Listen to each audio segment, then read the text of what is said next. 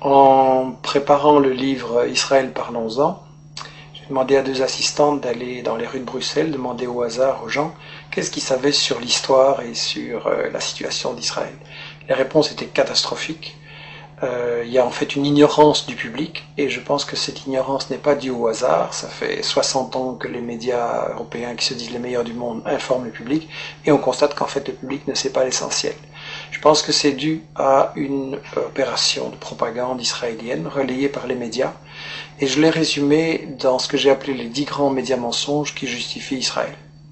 Le premier grand média mensonge, c'est qu'on nous dit Israël a été créé en réaction au génocide contre les Juifs en 40-45. Ça, c'est totalement faux.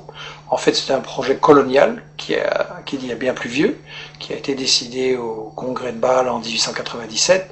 Le mouvement nationaliste juif décide de coloniser la Palestine.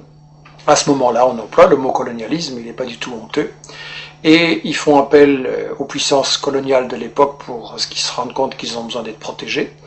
Ils demandent à l'Empire turc qui n'est pas intéressé, mais l'Empire britannique, lui, est très intéressé parce qu'il veut absolument avoir des colons qui vont être installés là au milieu du monde arabe, entre la partie ouest et la partie est.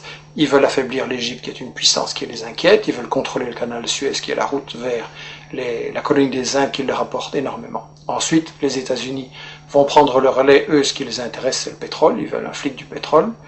Et donc, cette création coloniale d'Israël ne date pas du tout de 40-45, c'est bien plus tôt, c'est un projet colonial. Il faut rappeler qu'à l'époque, les puissances coloniales européennes se partagent l'Afrique comme un vulgaire morceau de gâteau. Il y a une conférence à Berlin en 1885 avec l'Angleterre, la France, le Portugal, la Belgique, l'Allemagne. On se partage l'Afrique comme un vulgaire gâteau. Il n'y a évidemment aucun Africain qui est installé, qui est invité, je veux dire. Et donc on est vraiment dans l'époque coloniale. Israël, c'est un projet colonial, il faut le dire. Alors, le deuxième grand mythe qui justifie Israël, c'est oui, mais les Juifs, en fait, ils retournent sur la terre dont ils auraient été chassés par l'Empire romain en 70 après Jésus-Christ. Ça, c'est aussi un mythe total, parce que, en fait, j'ai interviewé dans ce livre l'historien Shlomo Sand, qui a lui-même interviewé les historiens, les archéologues israéliens, et tout le monde dit non, il n'y a pas eu d'exode, et donc il n'y a pas de retour. En gros, les populations, elles sont restées là, elles n'ont pas bougé. Bien sûr, il y a eu des invasions, des migrations, des mélanges, mais en gros, elles n'ont pas bougé, les populations.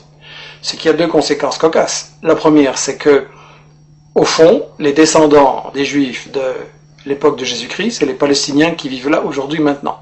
Et la deuxième conséquence, c'est que, alors, s'il n'y a jamais des gens qui sont partis, quels sont ces gens qui nous disent qu'ils reviennent?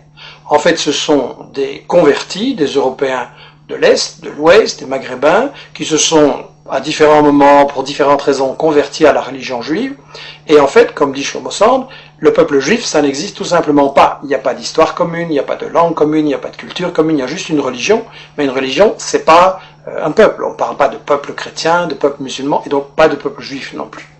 Alors, le troisième grand mythe, c'est l'idée que, en fait, c'est pas grave s'ils se sont installés là en Palestine pour coloniser, parce que nous dit-on, c'était un désert, c'était une terre sans peuple, donc c'était vide. Ça aussi, c'est un mensonge total. En réalité, les témoins de l'époque, déjà au 19e, début 19e, disent la Palestine, c'est un océan de blé. Il y a des cultures et des exportations, notamment vers la France, de l'huile, du savon, les fameuses oranges de Jaffa. Et d'ailleurs, quand les colons britanniques et puis les colons juifs vont vouloir s'installer en Palestine à partir de 1920, les paysans palestiniens refusent de céder leurs terres, et donc il y a des révoltes, il y a des grèves générales, il y a des manifestations avec de nombreux morts, il va même y avoir une guérilla en Palestine, donc c'était tout sauf un désert, et tout ça n'a été brisé que par une répression très très féroce de l'occupant britannique et des sionistes ensuite. Alors on nous dit, oui c'est vrai, il y avait des Palestiniens, mais enfin ils sont partis d'eux-mêmes. Ça aussi c'est faux. J'ai cru ça moi longtemps, et tout le monde a cru ça, et ça a été la grande version officielle d'Israël, jusqu'à ce qu'on a appelé les nouveaux historiens israéliens, Benny Morris qui est interviewé dans les livres, Papé et d'autres disent non, les Palestiniens ont été chassés par la violence, par la terreur, par toute une opération systématique pour les expulser en fait du pays, pour vider la terre de ses habitants. Donc ça c'est encore un mythe absolu, et ça c'est pour, disons, la partie historique. l'histoire d'Israël, tout ce qu'on nous cache, qui est très très important à comprendre. Et ensuite, ce qu'on nous dit sur la période actuelle, c'est que de toute façon, Israël, c'est la seule démocratie au Moyen-Orient et que donc il faut la défendre, c'est un État de droit. Premièrement, c'est pas un État de droit, c'est le seul État au monde où la Constitution ne fixe pas les limites du territoire. Dans tous les pays du monde, il y a une Constitution qui dit le territoire il commence là, il s'arrête là, et ça c'est notre pays. Israël non, parce qu'Israël c'est justement un projet d'expansion qui n'a pas de limite, et il y a donc une Constitution en plus totalement raciste qui dit que Israël c'est l'État des Juifs. Ce qui veut dire que les autres sont des sous-citoyens, des sous-hommes, et donc c'est la négation même de la démocratie, une constitution pareille. Donc Israël n'est absolument pas une démocratie, et je voudrais dire que en fait, Israël c'est le colonialisme, c'est le vol de la terre, c'est le nettoyage d'une population, ça ne peut pas être considéré comme une démocratie. Alors bien sûr on me dira, il y a un parlement, il y a des médias, il y a des profs d'UNIF qui critiquent, etc. C'est vrai, mais étant donné que c'est un État qui est basé sur le vol de la terre, ça veut dire qu'en fait c'est une démocratie entre les voleurs pour savoir comment ils vont continuer à voler. Et ça n'est pas une démocratie, c'est du colonialisme, c'est toujours de la dictature.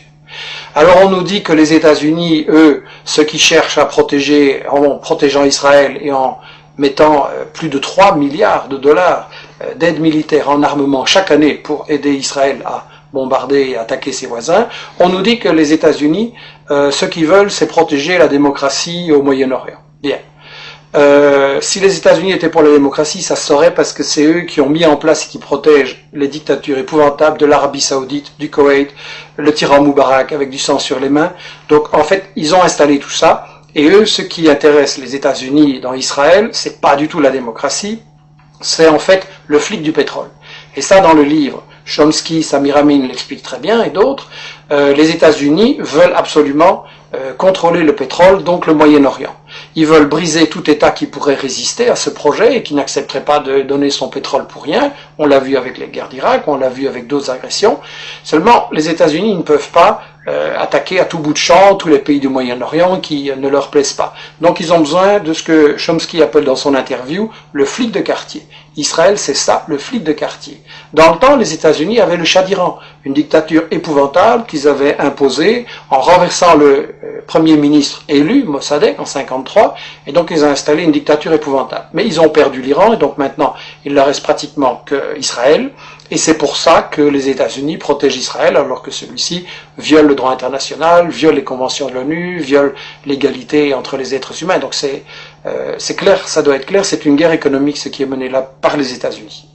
Alors l'Europe, elle se prétend plus neutre, elle prétend qu'elle est à la recherche d'une solution entre les Israéliens et les Palestiniens. C'est absolument faux. Solana, qui était le ministre des Affaires étrangères de l'Europe, a déclaré il n'y a pas longtemps à Israël, vous êtes en fait le 28e État membre de l'Union européenne. C'est l'industrie européenne de l'armement qui finance et collabore avec l'industrie israélienne de bombardement, de l'armement, pardon. On a des gens comme Lagardère en France et Dassault qui sont tout proches de Sarkozy et qui collaborent avec l'industrie de l'armement israélienne. Et en plus, lorsque les Palestiniens ont élu leur gouvernement, l'Union européenne a refusé de le reconnaître. Elle a clairement donné le feu vert à Israël pour bombarder Gaza. Et donc là, ça doit être très clair que quand Netanyahou, Barak, Olmert et tous ces gens-là bombardent les Palestiniens, c'est Sarkozy, c'est Merkel et c'est les gouvernements européens en même temps qui bombardent. Ça, c'est quelque chose qu'on doit dire clairement à notre opinion. Alors, quand vous dites ce genre de choses, quand vous racontez la véritable histoire de la Palestine et d'Israël, quand vous montrez les intérêts scandaleux des États-Unis et de l'Europe, alors tout de suite, évidemment, on essaye de vous fermer la bouche en disant que vous êtes un antisémite. Enfin bon, disons un raciste anti-juif. Il y a une chose qui doit être très claire. Quand on critique le gouvernement d'Israël, on n'est pas raciste anti-juif, au contraire, on critique un gouvernement qui nie l'égalité entre les êtres humains, entre les juifs et les musulmans. Et donc on veut au contraire que soit possible un avenir, une paix, une entente entre les juifs, les musulmans, les chrétiens et les laïcs au Moyen-Orient, et c'est pour ça qu'il faut arrêter le gouvernement d'Israël dans ses crimes, parce qu'il ne fait que semer la haine, et c'est sa stratégie, semer la tension, semer la haine. Alors là, ils répondent, et les médias relayent souvent l'idée, oui, mais les Palestiniens sont violents, c'est du terrorisme, etc. Je voudrais dire une chose. La vraie violence, c'est le colonialisme, c'est l'armée d'occupation israélienne qui a volé leurs terres, leurs maisons aux Palestiniens depuis 60 ans. C'est l'armée israélienne qui empêche les Palestiniens d'avoir une vie normale. Vous avez des checkpoints pour aller de votre maison à votre bureau, vous avez des checkpoints, vous devez parfois attendre 1 heure ou une journée. Il y a des femmes enceintes qui sont mortes parce qu'elles étaient bloquées par l'arbitraire des soldats israéliens au checkpoint. Donc, la violence, en fait, c'est l'occupation. Et je voudrais dire une chose, l'ONU, dans ses textes fondamentaux, reconnaît le droit de tout peuple colonisé, de tout peuple occupé, de résister par tous les moyens qu'il juge bons. Donc la résistance est légitime et la violence, c'est l'occupation et c'est tout. Et évidemment, le problème que beaucoup de gens se posent, c'est que face à tant de haine qui sont semées volontairement par Israël et ceux qui le soutiennent, les gens pensent, oui, c'est un conflit qui va durer toujours, il n'y a pas de solution, il y a trop de haine, etc. Il faut savoir que la solution, elle existe. Parce qu'en fait, les grandes organisations palestiniennes, dès le milieu des années 60, ont proposé une solution très démocratique et très simple, à savoir un seul État, sans discrimination, où il y aurait une égalité de droits entre les juifs, les musulmans, les chrétiens et les laïcs. C'est la définition même de la démocratie, un homme, une femme, une voix. Et Israël a toujours refusé de négocier ces solutions.